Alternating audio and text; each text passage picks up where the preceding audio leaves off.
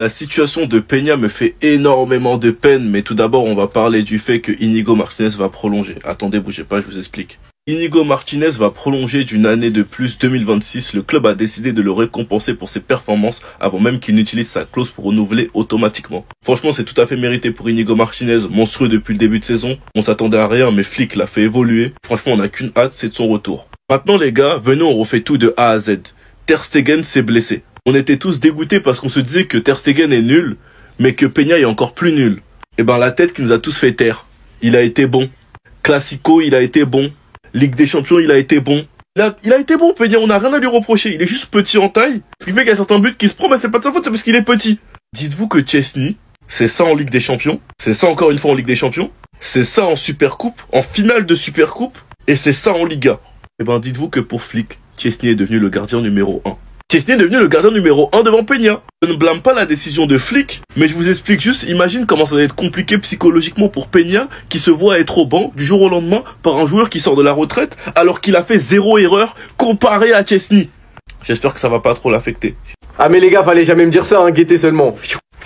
Doku s'est proposé en prêt à Barcelone jusqu'à la fin de saison. Barcelone évalue l'option et l'a mis sur la liste. Ah les gars, fallait jamais me dire ça. Les gars, je signe tous les jours. Doku, moi c'est un joueur qui mangeait en doublure de Rafinha. Oh non, que ça peut être terrifiant. Maintenant, reste à voir si le club préfère signer Doku ou Rashford. Il y en a un qui a vu le succès qui veut continuer à gratter. Frenkie de Jong veut maintenant continuer et renouveler. Le milieu de terrain néerlandais est prêt à continuer après plusieurs mois sans répondre à la dernière offre de renouvellement du Barça. Bon, vu ses dernières performances, je pense que c'est normal qu'il ait changé d'avis. Et il y en a d'autres qui vont renouveler. Le Barça devrait annoncer le renouvellement de Pedri et Gavi cette semaine. Tous deux signeront jusqu'en 2030. L'intention est que Gavi signe jeudi et Pedri vendredi. C'est quasiment officiel, l'accord complet est définitif pour renouveler les contrats de Pedri et Gavi, signature après le match de l'Atalanta. Mais quoi de mieux comme nouvelle les gars? Et concernant leurs clauses libératoires, changement de politique au Barça, désormais les clauses ne seront plus publiques afin de ne pas informer l'ensemble du marché. Ça veut dire que peut-être que la clause libératoire de Araujo 65-80 millions, peut-être que c'était finalement pas ça. Et on termine avec Christiansen qui envisage de quitter Barcelone dans les prochains jours s'il n'obtient pas de minutes. Après il revient d'une longue absence, mais je pense que c'est un joueur qu'on doit garder. Il peut jouer à plusieurs postes, il peut jouer 6, il peut jouer def central et il est très très bon. Rendez-vous demain face à l'Atalanta pour la Bastos. Dites-moi si vous en pensez en commentaire les gars, n'hésitez pas à vous abonner, vous êtes des bons, nous on avance. Attendez. Breaking, Frenkie de Jong veut désormais continuer au Barça et renouveler son contrat. Le club accueille cette nouvelle avec joie et prudence. De nouvelles négociations doivent commencer. Le club attend la fin de saison. Frenkie de Goat, merci. Merci parce que je savais que tu voulais rester. J'ai jamais douté de ton amour pour le Barça. Quand t'étais au plus bas, moi j'étais là pour toi. Même quand tu nous faisais des coups de traître, j'étais là pour toi. En disant ça, je pense à ta paire de balles en demi-finale de Supercopa contre Bilbao quand il rentre en jeu et qu'il perd la balle. Et que juste après on prend un but d'Iñaki Williams. Mais heureusement il y avait hors-jeu. J'étais là, je disais non, vous inquiétez pas de qui va revenir à son niveau, il va fermer des bouches, il a été absent pendant 6 mois, comprenez-le, et au fil des matchs petit à petit de Jong on est en train de le retrouver. Contre Benfica il avait fait une très belle entrée, hier face à Valence il a débuté en tant que titulaire. En plus j'avais dit dans ma vidéo jour de match, même dans ma vidéo concernant le 11, je veux un match de patron, et c'est exactement ce qu'il a fait hier. Dès la 2e ou 3e minute il avait marqué, et dans l'ensemble il a fait un bon match. À sa sortie il a été applaudi par tout le stade, Flick l'a félicité, et après le match il a dit en interview que maintenant il se sentait bien, à 100% et disposé à jouer. Et en supplément on apprend aujourd'hui qu'il veut rester au Barça. Vraiment je suis très content de la nouvelle. Bien sûr à l'heure actuelle il n'y a rien de signé, il y aura des discussions en fin de saison, et on verra bien ce qui se passera. N'hésitez pas à donner vos avis, histoire de savoir si vous êtes content ou pas, et moi je lirai tout ça.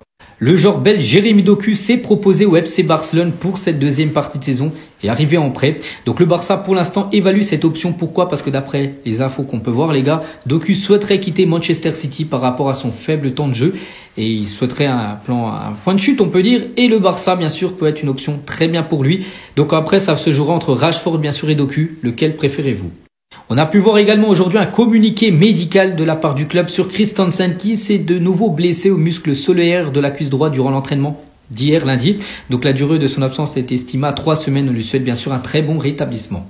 Des nouvelles également concernant Pedri et Gavi. Les deux joueurs vont prolonger leur contrat jusqu'en 2030 et c'est imminent.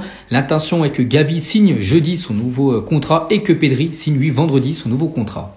Demain soir, le FC Barcelone reçoit l'Atalanta Bergame en Ligue des Champions. À noter que Lookman, ce matin, à l'entraînement, il s'est blessé. Il y a de fortes chances qu'il soit forfait pour affronter le Barça. On finit aujourd'hui avec la une du journal Mundo Deportivo et c'est marqué Killer Barça, donc tueur Barça, par rapport bien sûr à ses stats de fou. Déjà 101 buts inscrits en 32 matchs, ce qui fait une moyenne de 3,16 buts inscrits par rencontre. Est-ce qu'on peut parler 2 minutes de la soirée qui nous attend demain en Ligue des Champions? Moi je sais pas qui a eu l'idée de faire ça, mais mon ami, tu réfléchis pas longtemps. 18 matchs de la même soirée à la même heure. Mais pourquoi? Je sais qu'ils ont fait ça pour ne pas qu'il y ait de la corruption, mais là vous abusez. Là vous n'avez pas pensé aux téléspectateurs. Comment vous voulez que nous on regarde tous ces matchs là en même temps? Parce que s'il n'y avait qu'un seul match intéressant, j'aurais compris. Mais il y a le Barça qui joue face à l'Atalanta. Déjà ça, c'est le match le plus important pour moi. Même s'il y a le Real Madrid qui joue. Parce que là, si le Barça gagne, nous on est bien. On n'aura pas à faire un match supplémentaire pour terminer dans les 8 premiers. Et si le Barça perd face à l'Atalanta, le Real Madrid, nous on sera obligé de jouer un match supplémentaire. Ce qui veut dire que nos joueurs seront beaucoup plus fatigués en Liga. Et ça, c'est à l'avantage du FC Barcelone. Au moins, la bonne nouvelle pour nous, c'est que Lookman ne sera pas présent pour l'Atalanta. Et le gars s'est blessé au bon moment en plus. Donc là, mes chers voisins barcelonais, vous n'avez aucune excuse pour ne pas gagner. L'un des points positifs de cette journée-là aussi, c'est que les parieurs sont refaits. Et moi, mon seul souci, c'est quel match je vais regarder et sur quelle chaîne. Ne parlez pas de multiplex. J'ai pas envie de regarder plusieurs matchs en même temps. Ça n'a pas de goût. Malgré tous les matchs qu'il y a là, moi, c'est le match du Barça qui m'intéresse et le match du Real Madrid. Le pire, c'est que malgré tout ça, il y a des clubs qui vont quand même trouver un moyen pour tricher. Ça, c'est sûr et certain. Quand il y a de l'argent, ils trouvent toujours un moyen de faire ce qu'ils veulent. C'est pas les faisant jouer tous à 21h que ça va changer quelque chose. Non, les amis, il y a le téléphone. Si une équipe galère à gagner, il peut toujours prendre son téléphone et appeler un club là pour lui dire, mon ami, là, on est en galère. Essaye de perdre là-bas vite fait. Comme ça, au moins, nous, on est bien. D'autant plus que toi, t'es déjà éliminé. Ça change rien à ta vie. Les amis, depuis hier soir, une seule question se pose sur la lèvre de tous les supporters du FC Barcelone. Pourquoi, dans un match où tu gagnes 5-0, Ansu Fati, qui est sur le banc, n'a même pas eu un peu de temps de jeu? Et est-ce que le Barça souhaite vraiment conserver Ansu Fati et compte vraiment sur lui pour cette saison? Alors, on se rappelle qu'Hansi Flick, même avant d'avoir signé son contrat au FC Barcelone, l'année dernière, s'était déplacé à Brighton pour observer Ansu Fati. On l'a entendu en conférence de presse en pré-saison dire qu'il comptait énormément sur le joueur, qu'il avait vraiment envie de le relancer, qu'il pensait qu'Ansu Fati était un joueur à part. Ansu Fati était là, Flick a commencé à l'utiliser un petit peu et puis malheureusement il y a eu une rechute. Derrière il y a eu quelques mots de la part de Flick comme quoi Ansu Fati devrait en faire beaucoup parce qu'à son poste il y avait énormément de concurrence et des joueurs qui méritaient pour l'instant beaucoup plus que lui de jouer. Et évidemment, en sachant le très peu de temps de jeu que l'on voit de la part d'Ansu Fati au FC Barcelone, en pleine période de mercato en plus, tout le monde s'est posé la question d'un départ. Fenerbahçe et José Mourinho notamment lui font les yeux doux. Et finalement, Hansi Flick a parlé en conférence de presse et a dit, voilà, je ne sais pas si Ansu Fati veut rester, mais en tout cas, on compte sur lui. Et il s'améliore à l'entraînement. J'espère vraiment qu'on pourra voir Ansu Fati un peu plus. Mais quand tu vois qu'hier, il n'a pas eu beaucoup de temps de jeu, moi, c'est quelqu'un sur qui je compte beaucoup aussi. Moi, je crois qu'il réussira au Barça s'il a un peu plus de temps de jeu. Mais évidemment, je pense que Flick, qui attend vraiment beaucoup de ses joueurs physiquement, ne doit pas encore le trouver totalement prêt et ne veut pas assister à une rechute de son ailier espagnol. Dites-moi, est-ce que vous garderiez Fati, vous lui ferez confiance cette saison, ou est-ce que vous préférez plutôt le vendre pour qu'il aille acquérir un peu plus de temps de jeu ailleurs? La conférence d'avant-match de Hansi Flick accompagnée par Balde pour le match de Ligue des Champions contre Atalanta. Attendez, bougez pas, je vous explique. Hansi Flick, les gardiens, je suis au courant de ce qui se passe. Mon travail consiste à prendre des décisions. Pour moi, Chesney est un joueur expérimenté et il a aussi une forte personnalité. Mais ce sont tous les deux des grands gardiens. La décision a été prise après une consultation de mon équipe et du staff technique. Comme je le dis, ils sont tous les deux très bons et même dans le passé, il n'y a qu'à fait du bon travail. J'ai pris cette décision maintenant et j'ai toujours fait passer les intérêts de l'équipe en premier. C'est ma façon de travailler. Frenkie de Jong, je me concentre sur ce qui se passe actuellement, le reste est du ressort de Deco. Il doit faire le travail et je suis content de sa performance. On peut le constater également dans les derniers matchs qu'il a disputés où il a très bien joué. Après, il explique que ce n'est pas facile de gagner car il y a beaucoup de grandes équipes dans cette compétition, mais que demain ils seront concentrés pour arriver à la 2e place. Il explique que concernant le retour du Camp Nou, il n'a pas plus de nouvelles que nous et qu'il fait avec ce qu'il a. Après, il explique que demain, il faudra faire attention aux contres de l'Atalanta qui vont très vite. Il lui a parlé de Lookman, qu'il est blessé demain et qu'il sera pas là, et Flick explique que c'est un grand joueur, mais que lui, il se concentre pas sur un seul joueur, mais sur l'équipe.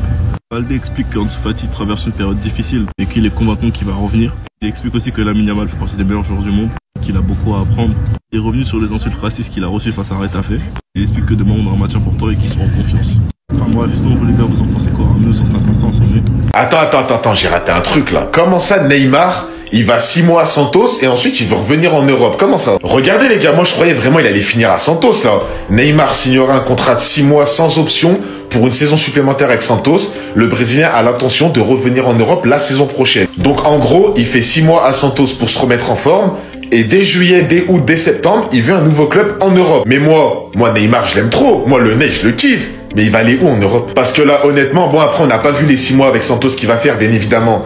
Mais là, actuellement, les clubs comme le Barça, le Real, le Bayern, City, PSG, même Manchester United, mais c'est mort. Il peut oublier, je pense actuellement là c'est mort. Là où il peut aller, c'est des clubs comme, je sais pas moi, tu vois, un peu plus bas. Naples, Atalanta, je sais pas, Fulham, Newcastle, je sais pas, tu vois, des clubs comme ça. Et je me dis, pourquoi il veut revenir en Europe? Il a l'occasion de briller à Santos, même d'aller à l'Inter Miami rejoindre ses potos. Jordi Alba, Busquets, Messi, Suarez, de reformer la MSN.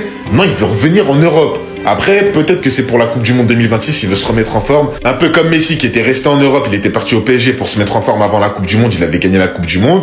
Mais là, vraiment, le Ney, je sais pas ce qu'il veut faire. En tout cas, revenir en Europe, moi, en vrai, je m'en fous, c'est pas moi, c'est lui. Moi, Neymar qui joue en Europe, je kiffe, mais est-ce que vraiment il va s'imposer? Dites-moi en commentaire ce que vous en pensez, les gars. Bye bye.